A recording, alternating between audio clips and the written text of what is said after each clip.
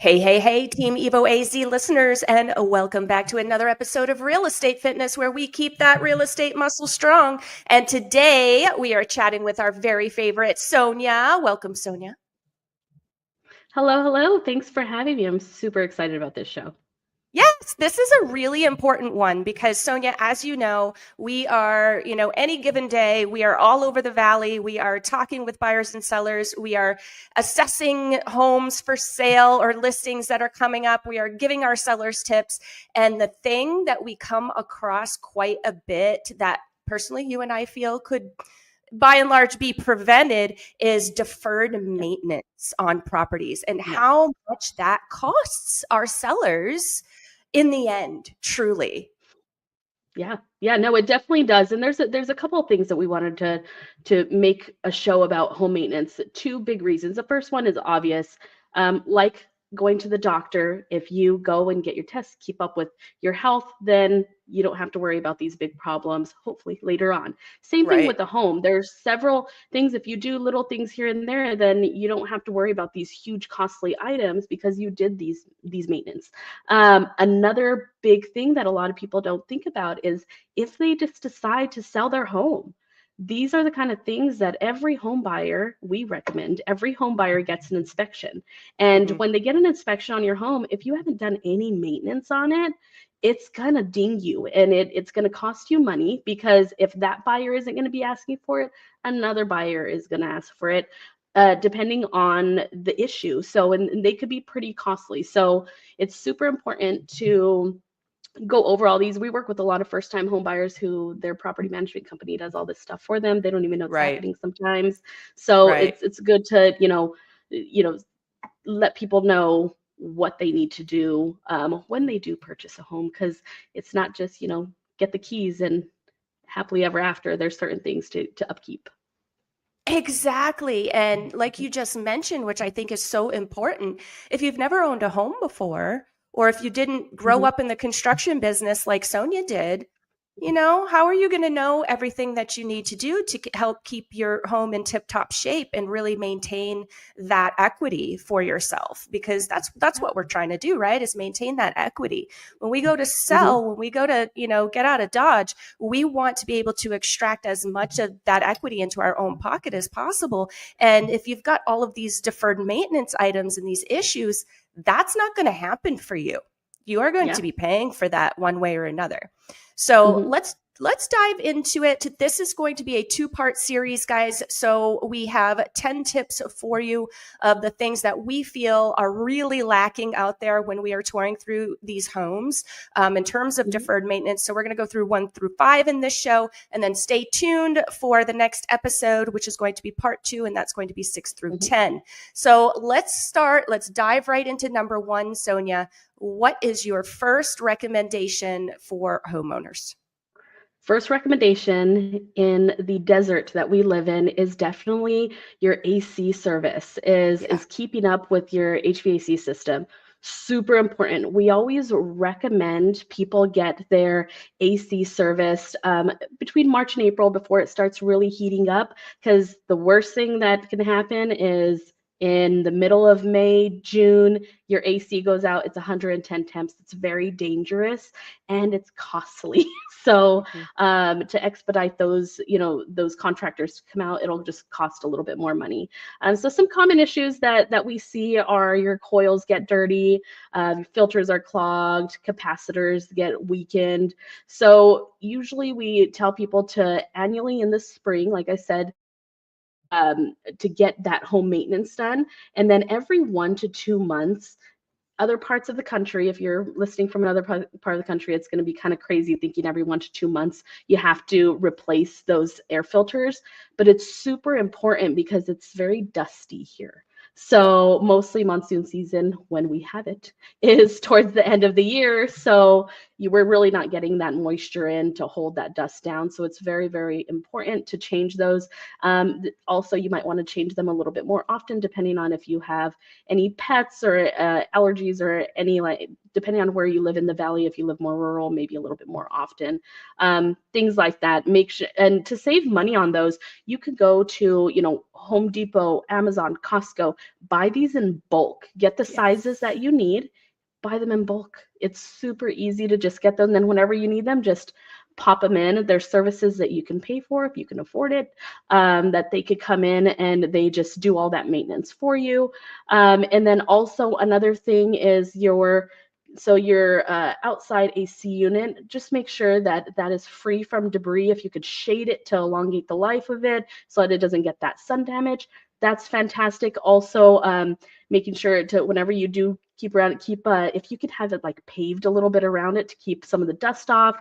If there is dust on there, every once in a while, just go out with the hose and just kind of hose down the sides of it just to keep some of that dust off. That really does help a lot. And this not only saves you money on getting it replaced, but also it helps so that your AC, the life of the AC, is just elongated, and it also helps your AC bills, which we all know in the summer could be crazy expensive. So definitely my number one is your HVAC maintenance.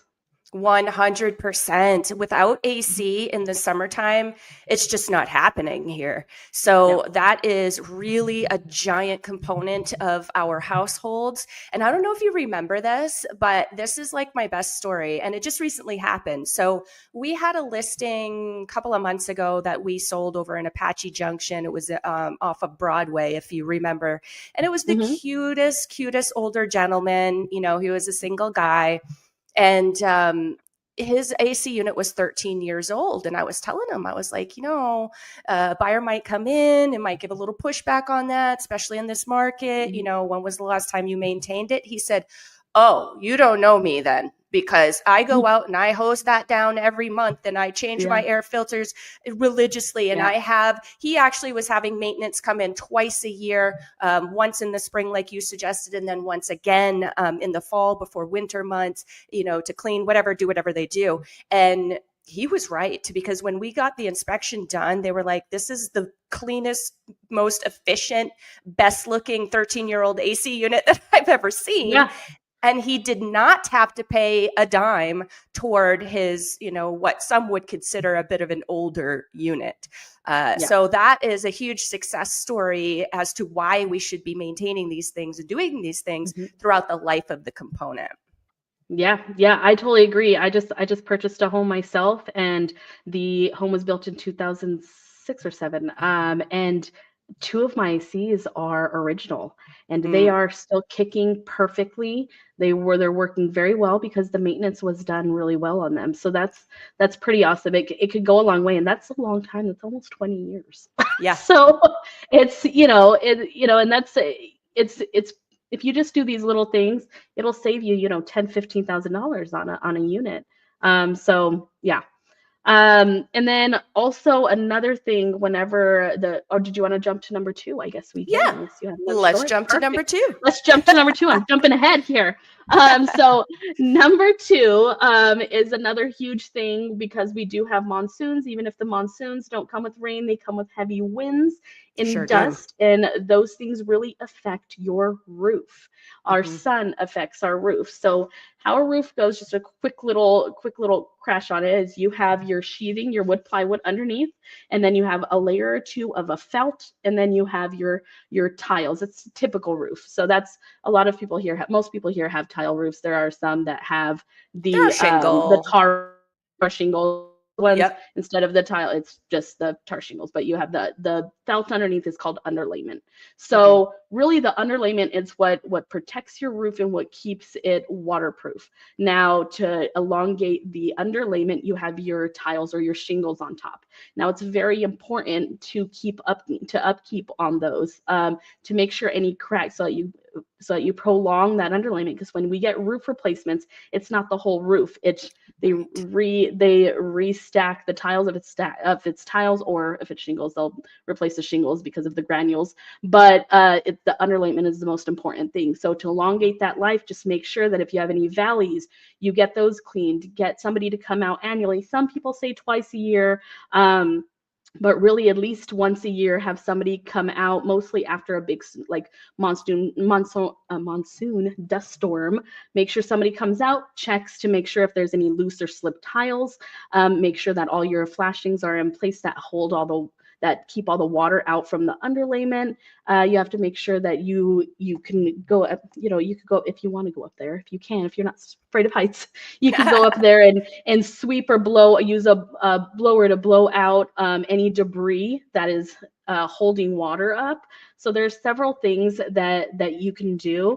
And doing roof maintenance, if you're not afraid of heights, is pretty easy to do yourself, which is nice. So you can even use binoculars or a drone if you have a drone to kind of like look up there if you would like. But that's something that you always have to keep maintenance on. And then with the roof is also the gutters. So pay attention to the gutters, because if you have a lot of trees, those gutters get full, they can overflow and kind of go under your tiles. So that one is pretty simple one, but just it's very easy to maintain that roof. Roofs here can, they say that the roof life is around 20-25 years. You could definitely have it last a bit longer if you do your maintenance. So, and then you can, if you wanted to check your underlayment, it's really easy to pull up one of those kind of tiles or look under, and you could press it. If it cracks, then that means it's towards the end or at the end of its life. Now it's going to be different in different spots, but that's kind of one way if you're a DIYer to check yourself. Totally agree. And roofs are definitely a huge ticket item. And we are talking about roofs. If they're not new, we are talking about roofs in every single transaction right now. I do want to give a little caution if you are the DIY type and you don't mind heights and you go up there. If you have a tile roof, I believe there are only certain places you can step, though, correct?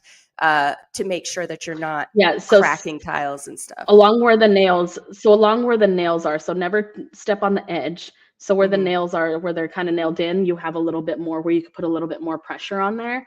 And then just around like the edges. If you just go running around, you will crack quite a few tiles. And another thing too is if you just got your roof redone, it's always nice to ask the roofers if they could leave you any extra tiles, so that whenever it does come time to replace one of those cracked tiles because they fade with the sun, you have some there that'll match, because sometimes there's so many like dye lots of shingles that they go out of. They're different colors. So and it's the same thing with regular shingles, that they fade, and you don't want to make sure that there's like, it looks like a Dalmatian up there. So yeah. True that. No, that's definitely important. And again, I can't say it enough how important this one is. These first two, I mean, I can see why you put them on as the top two, because they're huge. Not to say that all the other tips are not, but these are the two things, ACs and roofs, that we are dealing with in nearly every transaction, unless they've already replaced it. So this next one, number 3, I love, because I guarantee very few people do it. So why don't you jump right into that one? Yeah, number 3 is to flush your water heater, and it's recommended to do that every 6 to 12 months, depending if you have a water softener or not. And it's super important, because that's where your main water that's where your water is coming from. And if it's all that sediment settles in there, you can get rumbling noises, you can get a slow hot water, corrosion, which will affect all of your pipes. And you definitely want to do that. So if you have a water softener, then you could do that annually. And then if you don't have a water softener, then we recommend doing it every 6 to 12 months. So cost tip for this one is just to drain a few gallons using the bottom valve and a garden hose.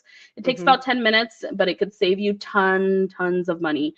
If you don't have a water softener, try to invest in one. Some people don't like water softeners because, you know, it kind of feel a little bit slimy, but it's something to get used to.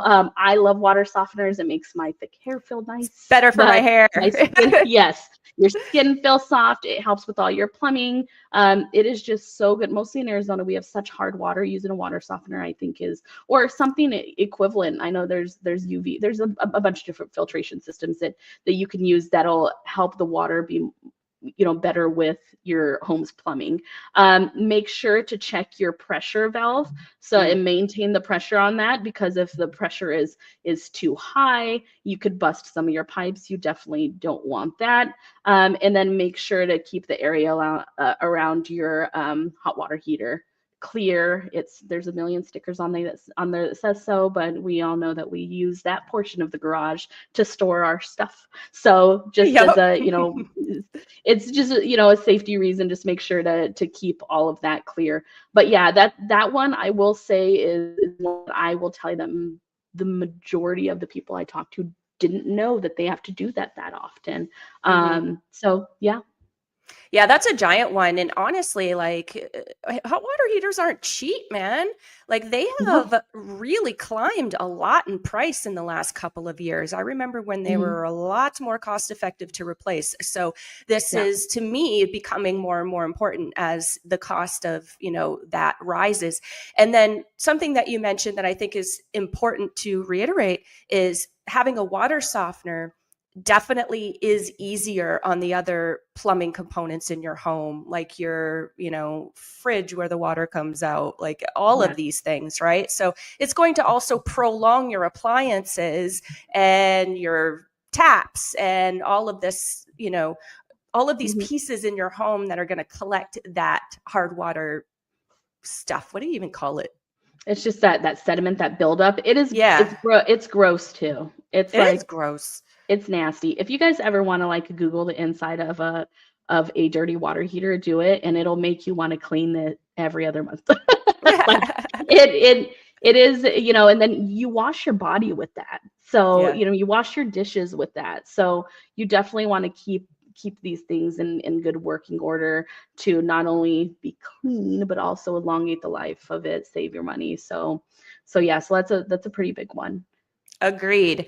Now, number 4 is definitely big for Arizona. I will say that. So why don't you jump right into that one? Yeah, number 4 is pest control. I know a lot of the buyers I work with, even some of the sellers, they don't really do pest control. They're like, oh, well, it's fine, you know, to save money. But the thing is, you don't always have to hire a pest control company. Now, do they use some better chemicals? Probably. Maybe they get it from, you know, a really nice, really big commercial grade stuff. Yes.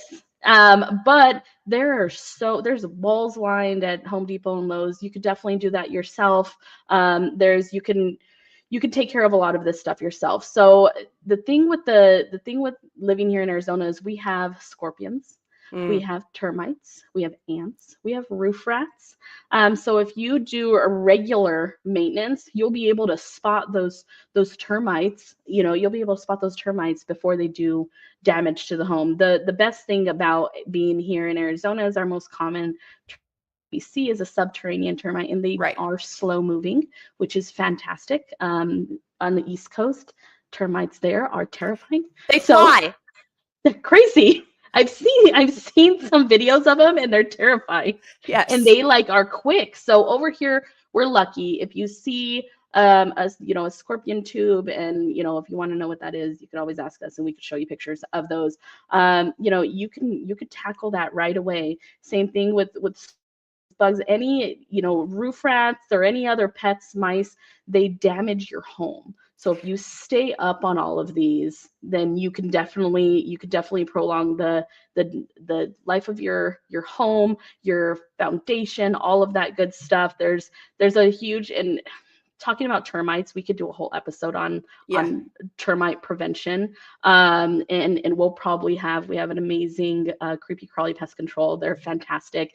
And Holly Parker, she's the owner. She's like the termite queen and scorpion queen. She's just a bug queen. She's amazing at what she does.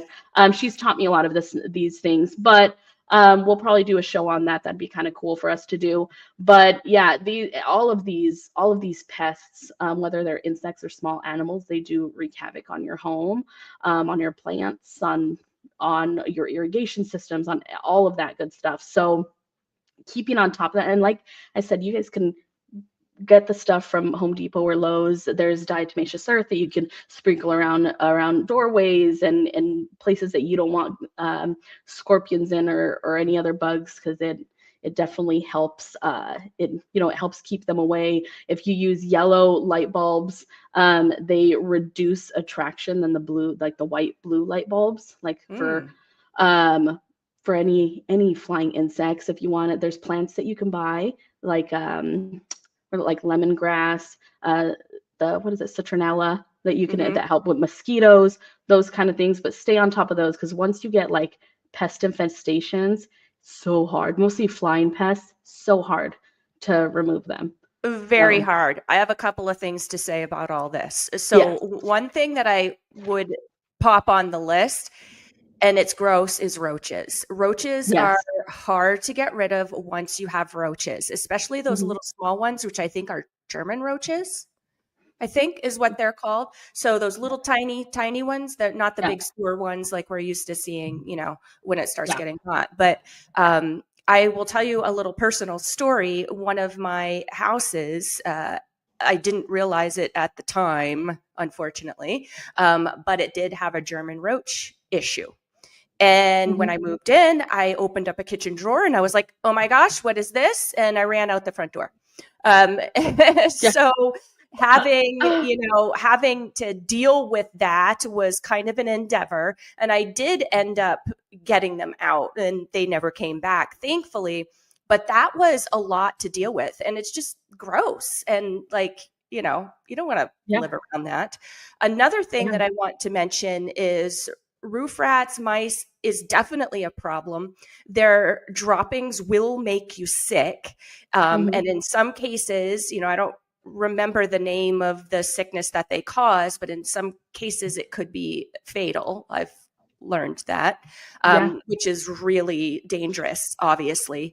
And then third, termites are a real problem when we're coming up to sell a property. So if you have a termite infestation, and depending, like Sonya said, they're slow moving, but depending on how long you've had them, you may have some damage that you need to repair from that. You're going to need to, treat the termites. You're going to need to show proof of all of that, most likely, and most transactions. Some lenders won't even lend on your home if it has a termite issue. You need to have what we call a clear termite before we even close. So those are huge, big deals. And it's something that, again, you don't want to deal with when you're selling your home. Like, there's so many other things that you're going to be dealing with, including moving, including, all of that comes with that. You don't want to have to deal with these extra little issues that could have been prevented while you were living there. Exactly. Yeah. Because, and the thing too is that's why it's so important to get inspections, because if you if you have a type of home loan that doesn't require you to get a termite inspection, you forego it. We have seen a handful of pretty slimy sellers who just paint over infected wood, and you won't know any better. And the good thing with termite inspections is whenever they go over, they push on this wood, like some of this painted wood, because you could kind of sometimes tell if it's like really thick paint, and your finger will just push through. There was a home that I was gonna sell, and it had so much termite damage because there was zero. It was an elderly lady. She didn't know how to take care of a home. Her husband had passed away, who took care of those things about 10 years ago. And it was just difficult. And they just infested her home. But one of the other things with pest control too, is pests aren't just bugs. Like we said, it could be, roof rats, mice. And so one thing with her home too, is she had an attic area that, you could see like these louvers, like these vents in your attic, and some attics, and right at the peak because you really want to aerate so that you don't get mold inside of your attic. That's why those are there. And that was off, and cats had infested her attic and chewed up. They chewed up. Not only did they pee over everything, they scratched up or chewed up all of the HVAC ducting. It was horrible. Like the Oh, pictures of the attic were, so not only did she have that and then termites, it was just like, and thank goodness she's gotten everything remedied. She decided to yeah. stay in the home, but she got stuff remedied. But it's those wanted to move into a different home, and it kept her from it because of the cost of getting that fixed. Yeah. So that's why it's so important to get your inspections, to do all of this maintenance that we're telling you. Because I mean, termites, I mean, they're wood infesting organisms. It is, Wood they make destroying. destroying, infecting, destroy. They infect the wood and destroy it. So yeah, it's structural. It's like Yeah. these teeny little bugs create major structural issues if you let it go on too long. So definitely stay on top of that. Yeah, for sure. And it's not a one and done thing, Mhm. always. So, I actually own a home that I don't know if it has a termite superhighway under it or what, or if my neighbors don't treat or what. Mhm. But I treat regularly and they do come back. So I love Yeah. termite warranties for that Yeah. because, that's really helpful. So a little tip, if you're getting a termite treatment, make sure there's a warranty attached to it. Mhm. At least a year is what we often see. You can get more. You often have to pay for it though, if it's more than Mhm. that. But they can come back. So it's not Yeah. like, hey, I got it treated, I'm good to go, I don't need to pay attention to this anymore. It is not that at Mhm. all. They can certainly come back. So you'll want to Yeah. keep that in mind. Absolutely. Definitely. And Oh, then oh, go nope. ahead. Sorry. Yeah, we're done. We're Oh, at yep. number 5. So We're now at we number have to move 5. into, that was it. That was number Yeah. 5. So, oh Yeah. no, it's not. Oh no, that was number 4. Sorry. So no, you're good.